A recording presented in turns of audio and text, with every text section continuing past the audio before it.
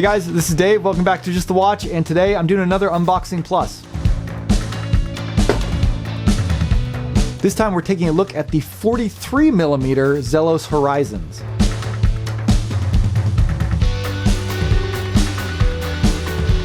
In this video, I'll unbox the watch and give you my first impressions. Wow, look at that burgundy.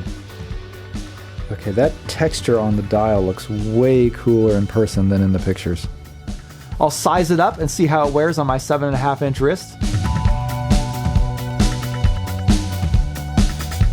I'll take it out for a couple days and test it in real-world conditions. And at the end, I'll come back and give you my conclusions on what I think of the watch. Alright, it's been a couple of days of testing the Zelos Horizons 42mm watch, and it is an absolutely fantastic watch, but there's one thing I gotta get out of the way first: the size. Is it 42mm or is it 43mm? I'm pretty confused. Throughout this review, you'll see me referring to it as both. So in the initial marketing releases, a lot of Zelos posts were saying it's 43mm. I've seen now some saying 42mm. I actually measured it at just over 42mm, so I'm not 100% sure what Zelos is labeling this as. Other than that confusion, the watch is great. And this version of the Horizons is, I think, kind of an exciting development from Zelos.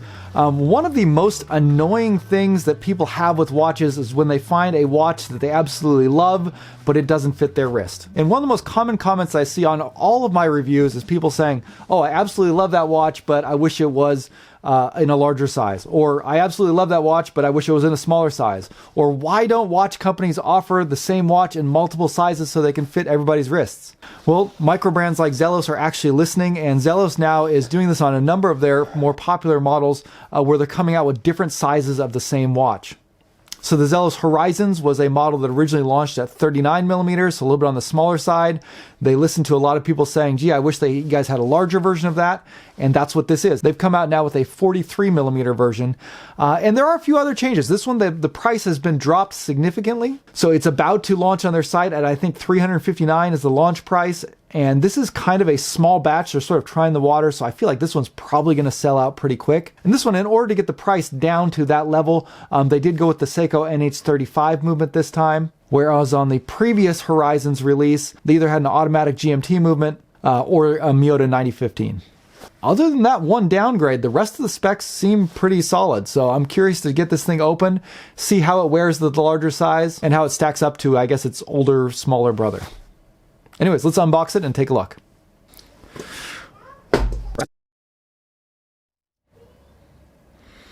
Wow, look at that burgundy. Okay, that texture on the dial looks way cooler in person than in the pictures. Let's see what else they give you in the package. Okay, it looks like just the metal warranty card. Good for 1 year. Okay, so this is a very interesting release from Zelos. So they've taken their Horizons model. They just did a 39mm three-hander last summer. They've kind of downgraded a lot of the specs and the price. So they've gotten this one down to $350, but they've increased the size. So this is now a 42mm.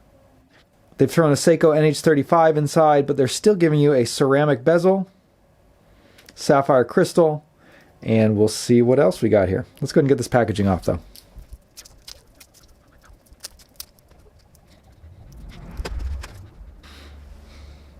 Okay, so here is that Zelos Horizons 42mm. Let me bring in the 39mm real quick here just for size comparison. So you can see I have the 39mm Frost version here, and you can see the size difference. This is much bigger, but other than that, the design is pretty much identical. You're still keeping the 6 o'clock date, same case shape, finishing looks fairly similar. Just bigger and with different dial variations. So this one looks like it's going to be kind of a good alternative to the Swordfish. Pricing is going to be similar to that range. This is dropping down to the Seiko NH35 movement. So one of Zelos' more affordable dive watches. And you can see that dial is just gorgeous. Such a cool texture on that. So it's a burgundy, so almost this deep reddish purple. that kind of gets lighter in the center and then darker as it gets out to the outer edges. Really beautiful looking watch. Now, even though this is one of Zelos's lower priced divers, they are still throwing in a lot of pretty cool extras at this price range. Again, you're getting sapphire crystal, which is slightly domed sapphire crystal. Of course, a screw down crown. Ceramic bezel insert. Stainless steel case. Very nice bracelet. Really great finishing on the bracelet at first glance. This is also a bracelet that has screw links, so that'll make sizing it fairly easy. And it also has Zelos's awesome tool-free micro adjust clasp, so you can adjust this on the fly just by pulling this lever and then sliding the bracelet in and out there. So it just clicks into place. So this is one of my, again, favorite features on any watch, is to be able to have that. Makes the bracelet so much easier to live with. So you size it up on your wrist, and then, you know, if your wrist changes sizes or you need to get a little bit more space or a little bit less, you can easily do that on the fly. Great feature there. Clasp is very nicely milled, and this is the latest version of it, so it's kind of this brushed, very soft, smooth finish on the top. No sharp edges here. And they are also giving you quick release spring bars on their bracelets, another thing that's becoming standard on a lot of their watches. Let's go ahead and measure this just to make sure. So I'm getting right at around 42, maybe just a hair over 42 millimeters. Lug to lug is about 48 millimeters. Height, including the crystal, is almost 15 millimeters. So, you know, I would imagine it's probably 14 millimeters without the doming, but the crystal does add a little bit. But really cool case shape and finishing. They've kept that same finishing that they had on the 39 millimeter Horizons.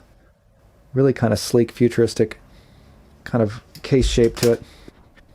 So whereas the Swordfish is kind of a more aggressive, angular design, this one's kind of a smoother, sleeker design. So really cool to see you getting different options. They're also using different dial colors and textures on this version than they are on the Swordfish. Another thing that Zelos is pretty amazing at is the color matching on the date wheel. That is a date wheel that is burgundy, just like the dial, so it matches really well. And I'll be curious to see what the Lume looks like on this. But let's go ahead and get this sized up for my wrist, and then we will see how it wears.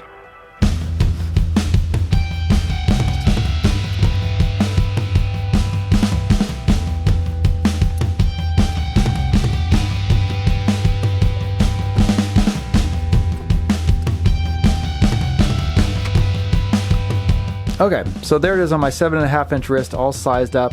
And that was actually a little bit harder than it should have been. So one of the screws that was connected closest to the clasp, I had a really hard time getting it screwed back in. Like I had to go through a couple different screwdrivers and really kind of work it back and forth to get it to screw in. So that was a little alarming. I was afraid I was going to strip a screw, but I managed to get it in okay. But the watch is now sized up. Again, using that micro adjust to get a really good fit. And you can see how that 42 millimeter wears on my 7.5-inch wrist. Really great looking size, cool looking bezel, and just gorgeous dial. All right, well, I got it on my wrist. Let's go ahead and check the bezel action on this. And the bezel action is good. It's, you know, it's similar to a lot of other Zelos watches that I've felt. The tension is pretty good on this one. However, it does feel a little bit slippery to grip. I'm having a little bit of a hard time getting a firm grip on it while it's on the wrist, but not too bad. It's a very nice feeling bezel action, very satisfying, very solid, not really any back play on it. Good alignment too. So good bezel action. Now you can see, if you look at it from the side here, you can see that coin edging is not very deep, and it's got, you know, some spots that are alternates where it's smooth on the bezel, and that's probably contributing to me having a hard time getting a good grip on it. I imagine especially if you had like wet hands or something like that, this might be a challenge as well. The finishing on the watch is really impressive, especially at this price point. You can see a great mix of polished and brushed surfaces kind of alternate there. You've got this sort of polished chamfered edge that runs along the entire case of the watch, along the top and bottom, and then this brushed center portion with the sign crown. Really cool looking case design there. And then you can see the bracelet has the same pattern. So you've got the brushing is actually on the side of the bracelet with a little bit of a polished edge along the corner of it, transitioning to a mostly fully brushed top of the bracelet. Really great bracelet at this price range. Again, amazing clasp, really solid specs. The only real downgrade of this one from the 39mm is the movement going from the high beat Miyota 9000 series that's a little bit thinner to the slightly thicker normal beat rate Seiko NH35. Anyways, let's go ahead and finish this off with a quick look at the Lume before I start taking it and testing it in the real world. Okay, so here it is in the dark. I haven't actually charged it up yet, but I'm already getting a pretty strong glow on this. I'm not entirely sure which Lume formulation this particular one is using. On the Zelos Horizons 39mm, they were using X1 grade Superluminova. This looks pretty bright. Let's go ahead and charge it up and see how bright exactly we can get it. So holding it under a black light, yeah, that is a pretty strong glow. Just for comparison, I'm going to go ahead and bring out the Zelos Black Tip, which is Zelos's previous, one of their other new releases. Now the Black Tip did something really cool with using the multicolored Lume. This Horizons looks pretty much straight C3, and to my eye it does look significantly brighter than the Black Tip. You also notice that you are getting a fully Lume bezel, so you get not just the marker there, but these individual 10-minute markers and the dashes in between. Really bright glow. And I like how they have the half pip at 6 o'clock, so you are getting some good visibility at dark, whereas the 6 o'clock marker is not completely replacing the marker, so you are getting some Lume down there. Yeah, so I might have to do some further Lume testing just to see if this one holds up with some of the other brighter watches in my collection, because this looks pretty bright. All right, let's go ahead and test this watch out and see how it performs and see how I feel about it over the next couple days.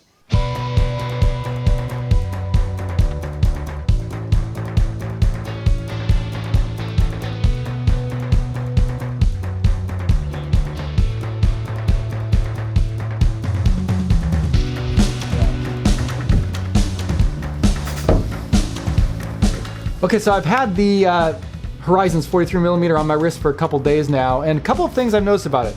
First off, the dial is almost distractingly beautiful. I mean, it's just an incredible dial. Seiko is kind of famous for their dial work.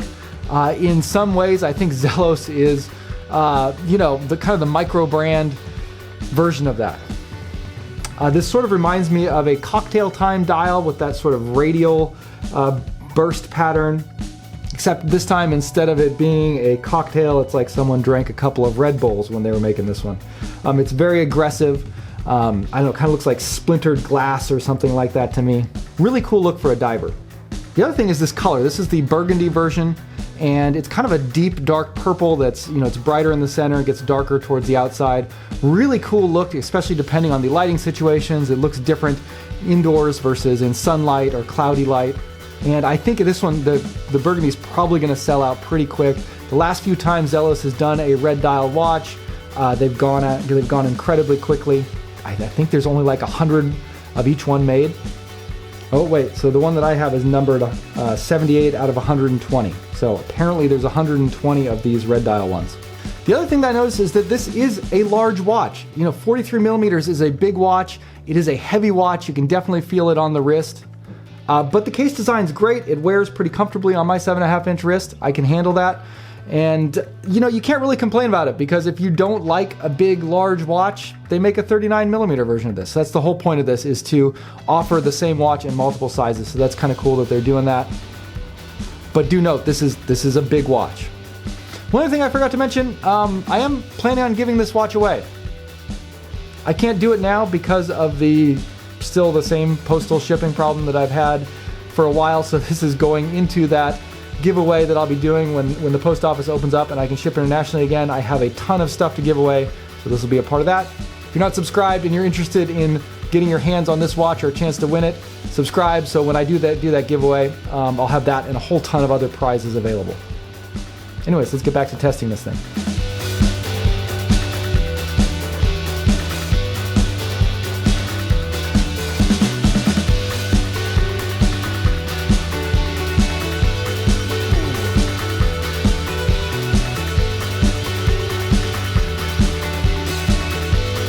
That's some pretty impressive lume.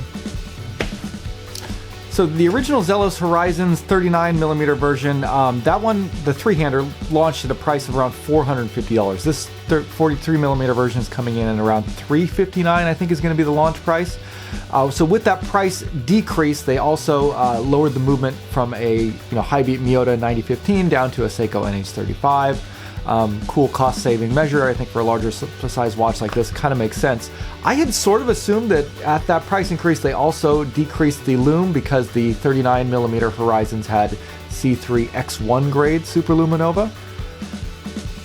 Looks like they didn't, because this lume is beating that one out, and I actually had to go contact Zelos and confirm. But yeah, they are using C3 X1 on this new version, which is pretty amazing at this price point. Anyways, check out this time lapse. I've been doing a lot of lume tests lately, and the second brightest watch that I've ever tested is this Orient that I have here in the test. And so I threw the Zelos Horizons in here, and surprisingly, after 1 hour, the Zelos is beating out the indexes on it. Now, the hands are more important than the indexes because obviously you can't read the watch if the hands are not visible. However, it's still doing really well on the hand brightness as well. Surprisingly, Zelos kept the X1 grade superluminova in the Zelos Horizons, and that's really impressive at a watch in this price range. I don't think I've ever seen a watch this affordable with X1 grade superluminova. And one of the things about it is that it's supposed to last an extra long time, and when we do this extended test and you see the time run out longer, you can really see it clearly at the end of about 2.5 hours. Really the only ones you can read easily is the new Zelos Horizons and that Orient watch. And because the Zelos has the brighter indexes, it actually looks brighter. However, it's hard to say because the Orient definitely has thicker, brighter hands. I would say that the Orient still edges it out as far as real world after dark performance, but it's really close. So the Horizons has these kind of thin handset that I think hurts it a little bit, but it's still outperforming pretty much every other watch that I have in here, and overall it has really impressive lume. Probably among the top 3 brightest of any watch that I've tested.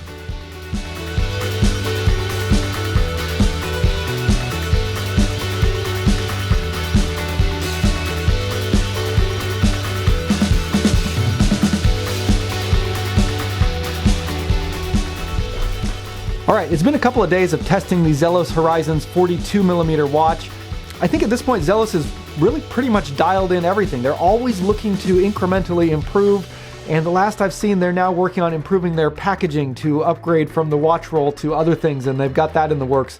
And I almost wonder if that's because they're running out of things that they can improve on the actual watches. There's only 2 possible things you could complain about this watch. One being the size, which doesn't really matter because the whole idea of this watch is that it is a bigger version of the 39mm. So if you don't like the size, you can get the 39mm if you want a smaller watch. The other one is the movement that's used inside. I feel like at the entry-level price of $350, using a Seiko NH35 is 100% acceptable. This will probably jump up to a higher retail price that might push it into a territory where some people are uncomfortable with the Seiko NH35. Maybe they would have liked to have seen the Miyota 9000 series or a Swiss movement or something like that. Honestly, I think at this price, that movement is perfect. And the fact that they're offering you a ceramic bezel, sapphire crystal, C3 X1 superluminova at that $350 launch price is pretty insane. And that's not even to mention the really excellent bracelet and clasp, especially that clasp with the tool-free micro adjust. I mean, all of these things are things you would never find in a $350 watch from pretty much any other brand that I'm aware of. But yeah, this is a large watch. I measured it at 42. It feels kind of like a 43. It's definitely something you notice on the wrist.